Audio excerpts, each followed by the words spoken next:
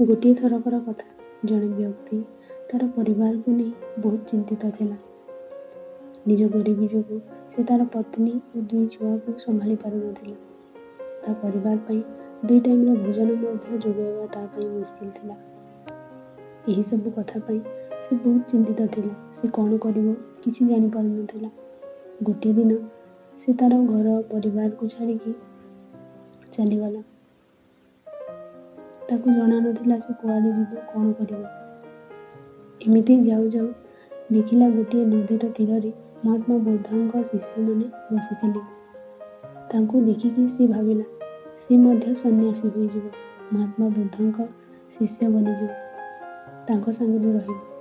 ଏହା ଭାବିକି ବୁଦ୍ଧଙ୍କ ପାଖକୁ ଗଲା ଓ ମହାତ୍ମା ବୁଦ୍ଧଙ୍କ ଚରଣରେ ପଡ଼ିକି ତାଙ୍କୁ ମିନତି କରିଲା କି ତାକୁ ମଧ୍ୟ ତାଙ୍କର ଶିଷ୍ୟ ବନାଇକି ତାଙ୍କ ସାଙ୍ଗରେ ରଖନ୍ତୁ। ମହାତ୍ମା ବୁଦ୍ଧ ସେ ଗରିବ ବ୍ୟକ୍ତିକୁ ଦେଖିଲେ ଆଉ ଟିକିଏ ହସିଦେଇ କହିଲେ, ହଉ ଠିକ୍ ଅଛି, ତୁମେ ଆଜିଠୁ ମୋର ଶିଷ୍ୟ। ତା ପରଦିନ ସକାଳେ ଗୌତମ ବୁଦ୍ଧ ଓ ତାଙ୍କର ଶିଷ୍ୟମାନେ ସମସ୍ତେ ଯେମିତି ଆଗକୁ ଚାଲିଲେ, ସେ ବ୍ୟକ୍ତି ମଧ୍ୟ ତାଙ୍କ ସାଙ୍ଗରେ ଚାଲିବାକୁ ଲାଗିଲେ। ବହୁତ ଖରା ହେଉଥିଲା, ଗରମ ବହୁତ ହେଉଥିଲା, ତାପରେ ବି ସେମାନେ ଆଗକୁ ଚାଲୁଥିଲେ। କିଛି ଦୂର ଗଲା ପରେ ଗୋଟିଏ ଗଛ ମୂଳରେ ବିଶ୍ରାମ କରିବା ପାଇଁ ବସିଲେ। ବହୁତ ଲମ୍ବା ରାସ୍ତା ଚାଲିଥିବାରୁ ମହାତ୍ମା ବୁଦ୍ଧଙ୍କୁ ବହୁତ ଜୋରରେ ଶୋଷ ହେଲା। ମହାତ୍ମା ବୁଦ୍ଧ ତାଙ୍କର ନୂଆ ଶିଷ୍ୟକୁ କହିଲେ, ପାଖରେ ଗୋଟିଏ ପୋଖରୀ ଅଛି, ତୁମେ ମୋ ପାଇଁ ସେଇଠୁ ପାଣି ଆଣିବ ଯାଅ।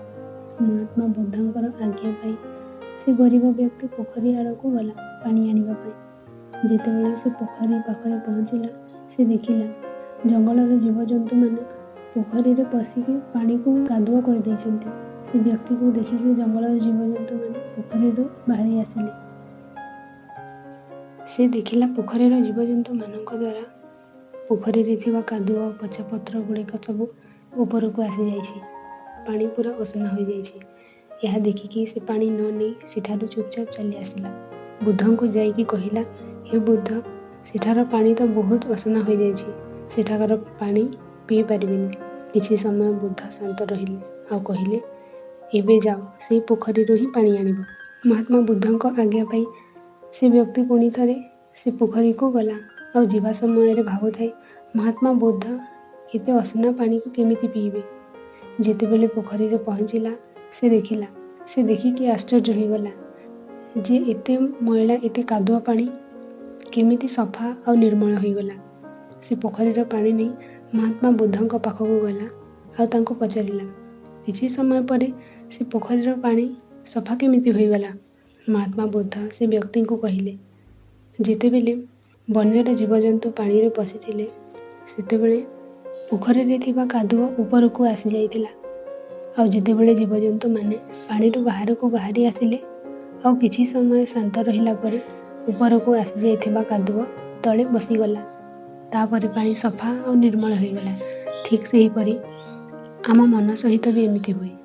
ଜୀବନରେ ସମସ୍ୟା ଆଉ ଆମ ମନର ଅଶାନ୍ତି ଆମ ଦିମାଗ, ଆମ ମନକୁ ବ୍ୟସ୍ତ କରିଦିଏ। ମୁଣ୍ଡ କିଛି କାମ କରେ ନାହିଁ।